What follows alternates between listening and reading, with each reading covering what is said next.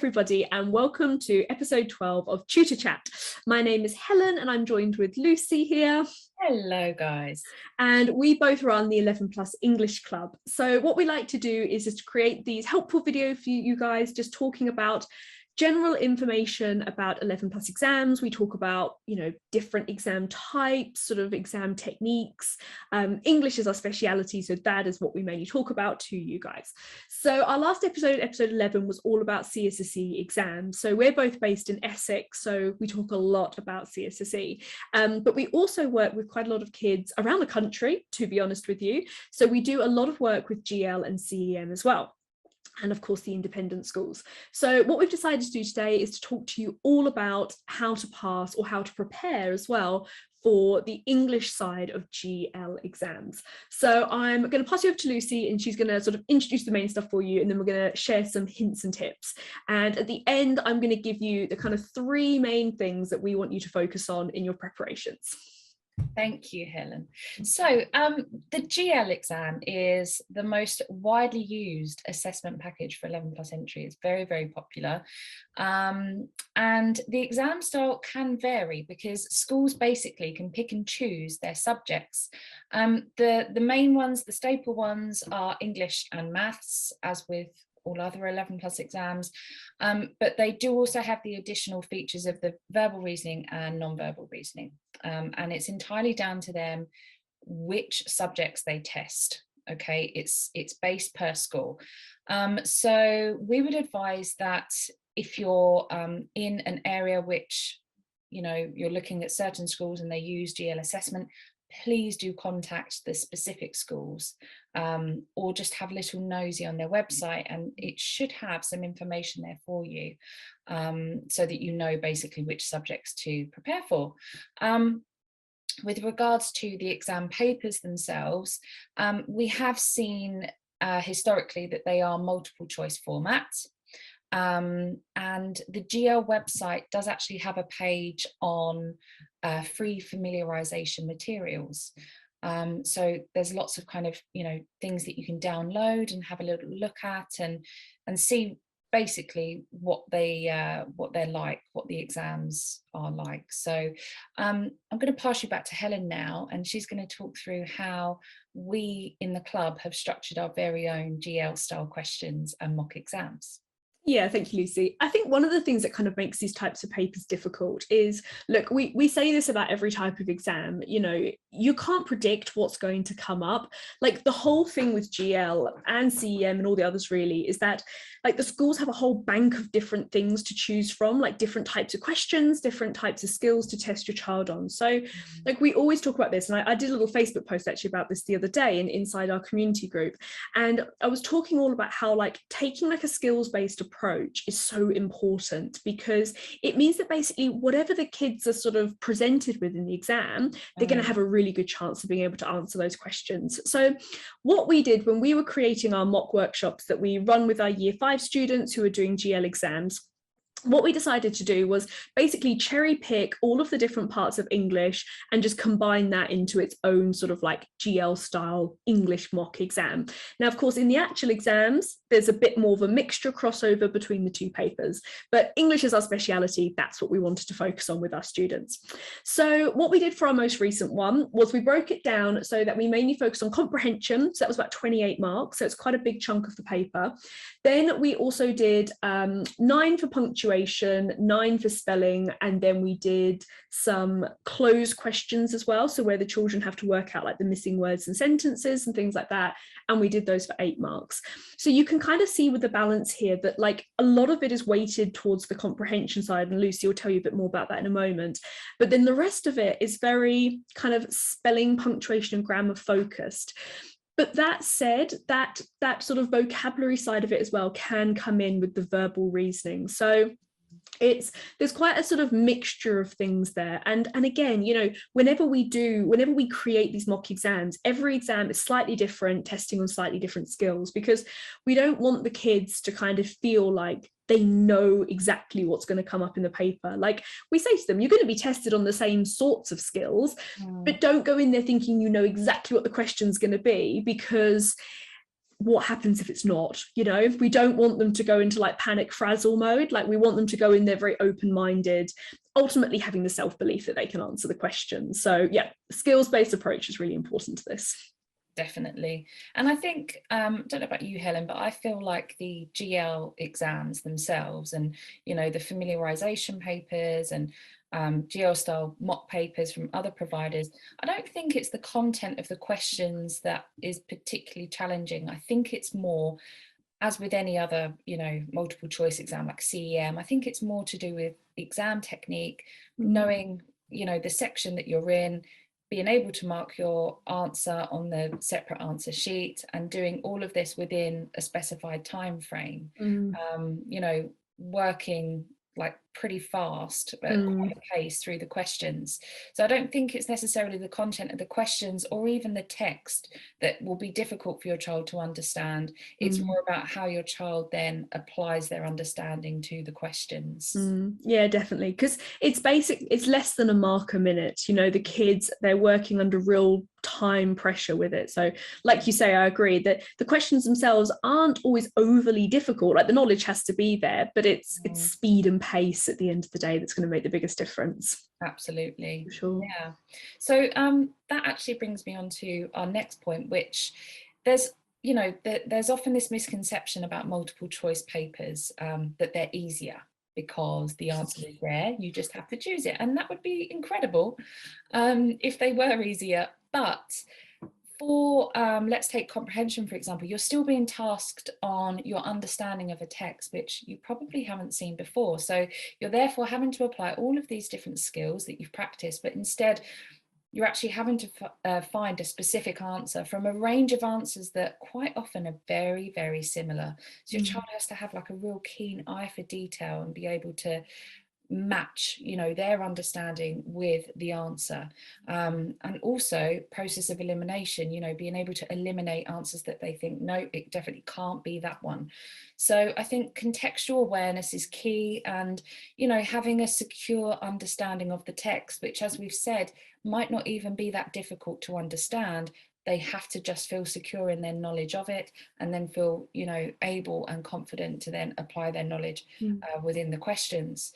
So only then are they going to be confident in selecting the correct answer. So overall, I don't think, you know, the content is too tricky. It's more just familiarization of the text, understanding it securely, and then being confident to apply their answer. Yeah, and again, I think it's kind of like the point we made with the last one. It's volume as well. Like quite often the kids are presented with quite a long extract that they have to work through. So again, it's kind of like we say, it's not necessarily that the text is too tricky, but it's the volume of information that they're given is can be quite overwhelming. So again, you know, those like reading skills, those exam techniques, like how to break down texts and things is so important. I mean, one thing inside the club that we always do, whilst we do work with kids who we know are going to be just doing multiple choice exams, we still say to all the parents, look, we're still going to teach them to answer standard format questions, because Absolutely.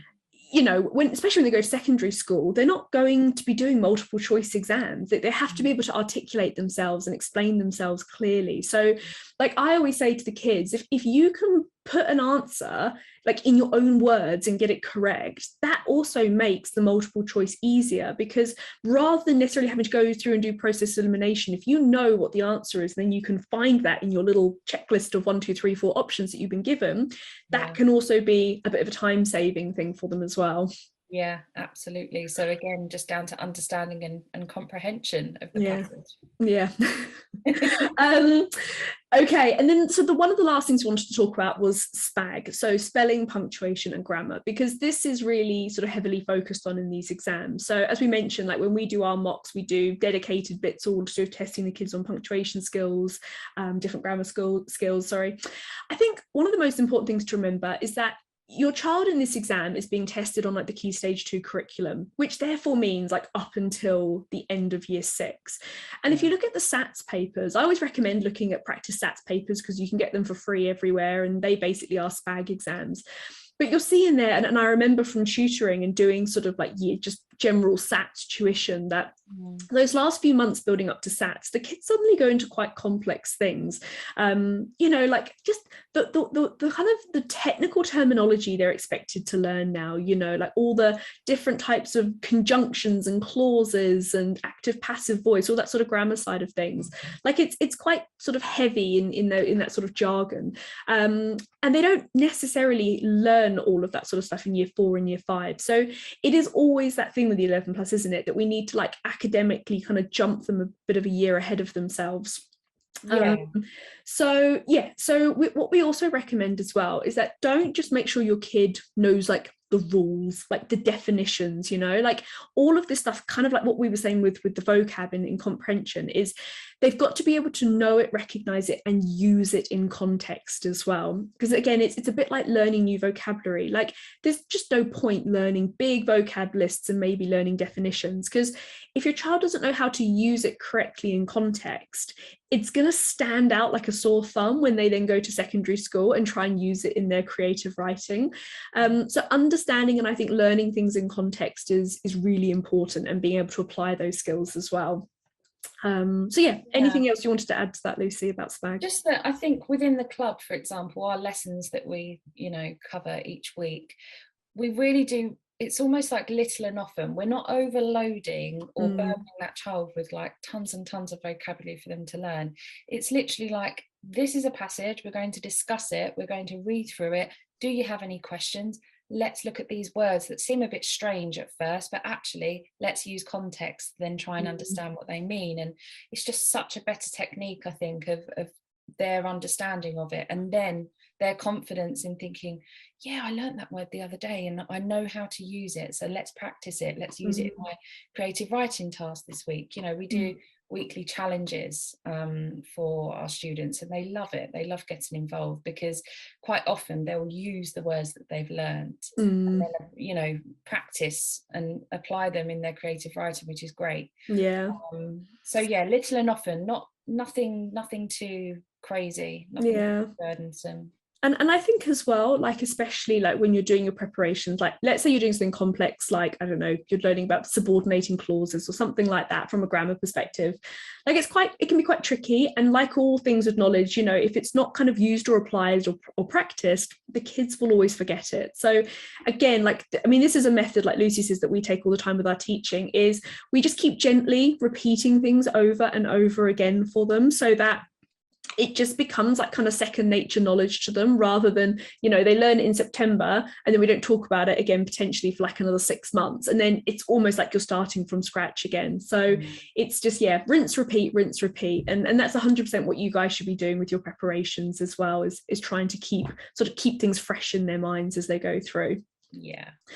Good stuff. Okay, so our 3 sort of main English skills we would recommend that you focus on for GL preparations are, first of all, when it comes to comprehension, it's kind of the age-old thing of like, 1, reading really widely, but 2, also looking at classic texts as well. And I know we talk about this all the time, but it is true, classic texts have much more kind of trickier grammar structures to them. So not just the fact that they use maybe words that are a little outdated or that we don't use anymore, but even just like the layout of sentences and things like that. So I was looking at an extract with students the other day, and we were talking about there were just so many semicolons in there. Like this sentence was absolutely huge.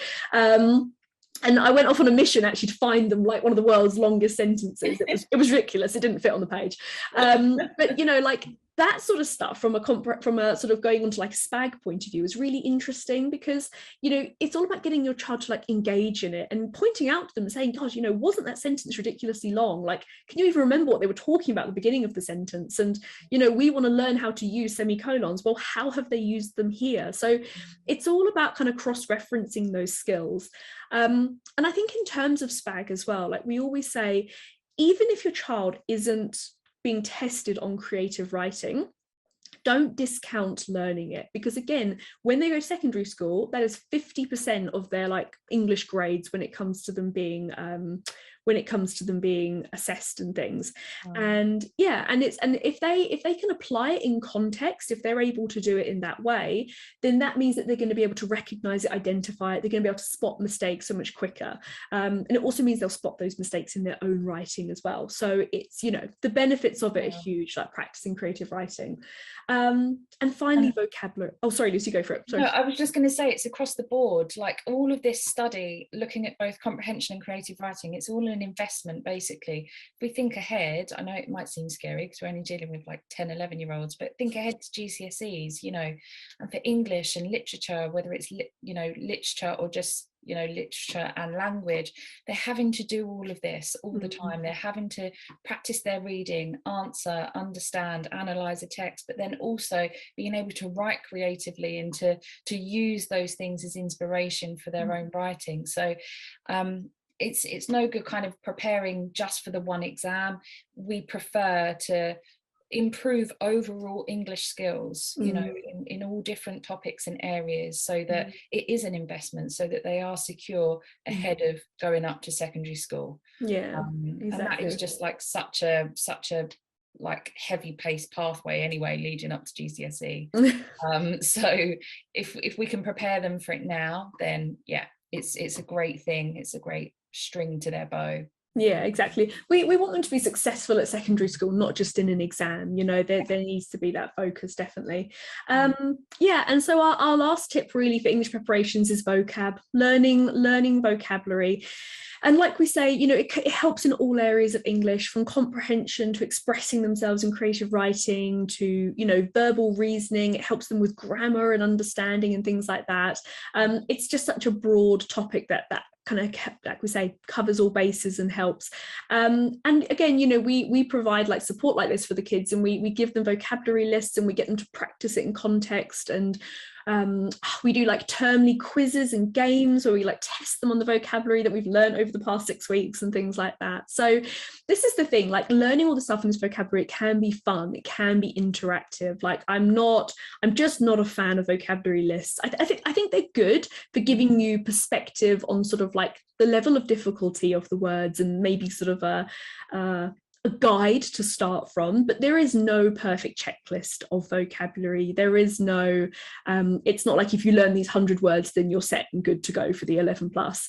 So yeah, learning vocab. And this week we talked about context, you know, and learning things in context and how one word can actually be used differently in like 5 or 10 different ways. We talked about verbs and things like that. So all of that is really powerful in helping your children to kind of understand the complexities and the nuances and the different ways that we can use language. So yeah, anything else to add to that, Lucy, before I finish? I don't think so. I think we've given everyone a real comprehensive structure to preparing for the GL exam. Yeah, good stuff. Okay, guys, so thank you so much for watching this, and we hope that you found this helpful. Our next session we're going to do is going to be all about CEM exams, and we'll tell you a bit more information about those. But if your child is preparing for their 11 plus studies, or even if they just want a bit of extra support for their English while they're in year 6 now, then please get in touch with us. We always have spaces available and happy to welcome new members. And we have a free trial, so you can come along to one of our lessons for free, try them out, see all of our online courses and community area and resources. And yeah, we would love to see you there. Otherwise, guys, thank you so much for listening and watching. Any questions or comments, pop them below. Otherwise, we will see you all very soon. Thanks, guys. Take care. Bye.